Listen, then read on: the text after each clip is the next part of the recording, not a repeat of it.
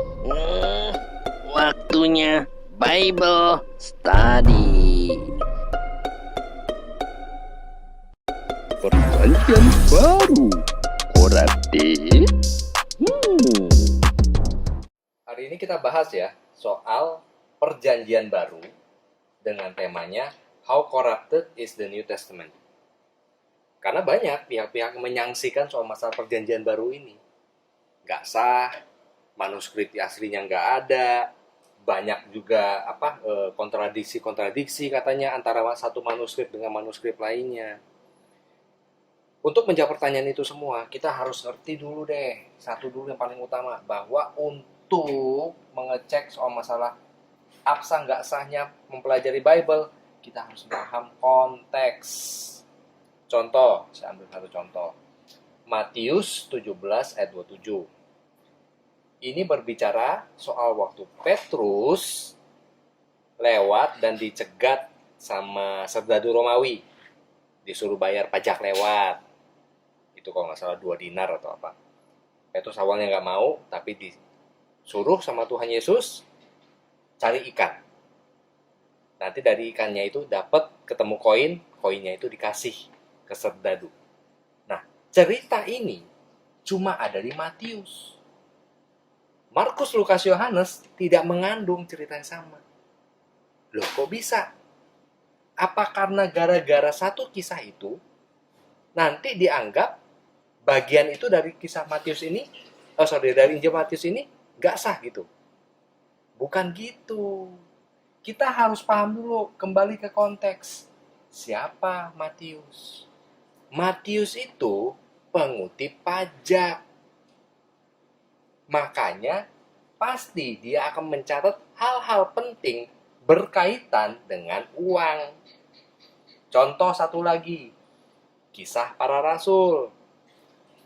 Di chapter 1 ayat 18 dibahas soal Yudas. Dia menyesal, Yudas Iskariot, dia mati gantung diri, tubuhnya jatuh membentur batu sampai isi perutnya terburai. Kenapa bisa sampai ada detail yang sebegitunya di dalam Kisah Para Rasul?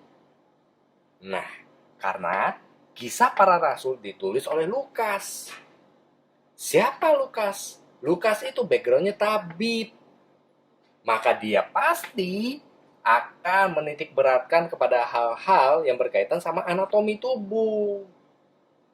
Jadi masing-masing pengarang setiap Injil ataupun surat akan membawa ke dalam Injil atau surat mereka backgroundnya mereka sesuai konteks saat itu. Dan harus diingat juga loh, zaman itu nggak ada mesin fotokopi.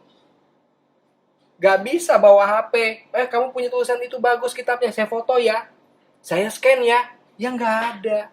Yang ada disalin. Yang nyalinnya sendiri bisa jadi baru lulus sekolah, baru ngerti huruf A sama huruf B bisa ketukar, mungkin aja. Itu loh. Tapi tidak merubah inti dari semua isi perjanjian baru yang membawakan mengenai gospel, Injil, kabar baik. Lalu apa inti perjanjian baru, kabar baik ini? Bahwa Tuhan hadir dalam bentuk manusia bernama Yesus. Dia mati di kayu salib menebus dosa-dosa manusia dan bangkit di hari ketiga mengalahkan maut dan terangkat di surga dan sekarang sedang menyiapkan tempat bagi kita semua para mempelainya. Dan dia akan datang di waktu sebelum masa kesusahan menjemput kita di awan-awan permai. Itu kabar baiknya. Dan itu tidak ada perubahan sedikit pun. Apapun variasinya. Ya. Lalu, apa benang merahnya antara perjanjian baru dengan perjanjian lama? Benang merahnya adalah nubuat. Bukan lubuat ya. Nubuat. Prophecy. Kita lihat. Mazmur 22 ayat 16. Ditulis 1000 tahun sebelum Masehi. Sudah mengatakan, bahwa akan ada satu sosok yang tertembus tangan dan kakinya 1000 tahun sebelum Masehi, 1000 tahun sebelum kelahiran Tuhan Yesus. Yesaya 53 ayat 5 berbicara mengenai seseorang yang menanggung dosa orang lain, orang-orang semua manusia, dan dia dipukuli, disiksa untuk menanggung dosa-dosa itu. Dan kalau kalian baca Yesaya 53 ini, satu bab ini semua, siapapun akan paham bahwa yang dibahas di Yesaya 53 ini adalah Tuhan Yesus. Termasuk bangsa Israel sendiri, makanya Yesaya 53 tidak pernah dibacakan di sinagoga. Karena mereka menyangkal Tuhan Yesus tentunya sebagai Mesias. Zakaria 12 ayat 10 membicarakan hal yang sama, bahwa akan ada seorang yang menanggung dosa dan ditembus dan dilukai 500 tahun sebelum Masehi. Nubuat-nubuat ini tergenapi di dalam perjanjian baru. Kabar baik. Jadi, kembali lagi kepada topik kita hari ini, bahwa seberapapun perjanjian baru dikatakan dikoruplah, manuskrip asli tidak adalah, diragukan siapa penulisnya, bisa jadi penulis Tesalonika bukan Paulus lah dan lain-lain, tidak merubah intinya. Dan mereka yang membantah itu tidak bisa membantah benang merah nubuat yang ada, mulai dari perjanjian lama sampai ke perjanjian baru. Dan bahwa kabar baik itu adalah apa?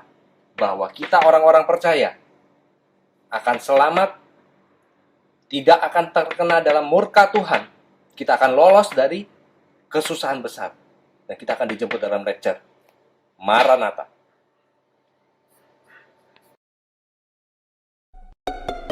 Thank you for watching.